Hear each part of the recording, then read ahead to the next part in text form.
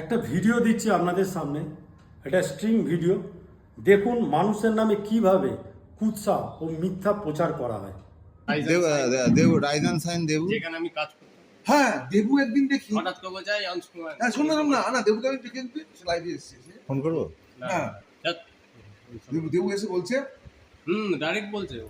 না দেবু লাইভে এসে বলছে আগেকার দিনের বডি বিল্ডার ছিল, যারা কষ্ট করে বডি বানিয়েছে, স্টেরয়েড মেরে বডি বানিয়ে ও ভরপুর স্টেরয়েড মারতো, কৌশিকদার কাছে ব্যায়াম করতো।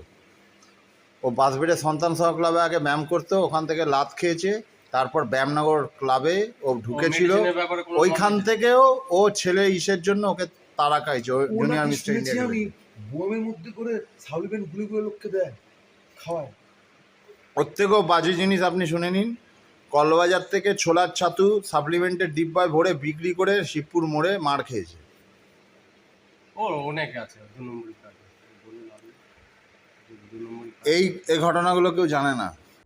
আমি কখনো বাসবিড়িয়া সন্তান সংঘতে এক্সারসাইজ করিনি, কিন্তু ওখানকার সেক্রেটারি এবং আশিস দা আমায় খুব ভালোবাসে, তাই আমি মাঝে মাঝে যাই। ওনারা কখনোই আমায় কোনোদিন তাড়িয়ে দেননি। আর দ্বিতীয়ত আমি কনকশালীতে দুর্গাদাস চ্যাটার্জি মহাশয়ের কাছে ওয়ার্কআউট করেছি। উনি কত স্টেরয়েড দিয়েছে ওনাকে জিজ্ঞেস করলে আপনারা জানতে পারবেন। আর বাকি রইল কি একটা ছাতু নাকি। তো আমি ত্রিদীপকে এবং অমিত হারিকে বলবো, তোরা যদি পুরুষ মানুষ হয়ে থাকিস তো আমার সামনে এসে যে কথাগুলো তোরা ক্যামেরায় বা ভিডিওতে বলছিস প্রমাণ করে দেখাস।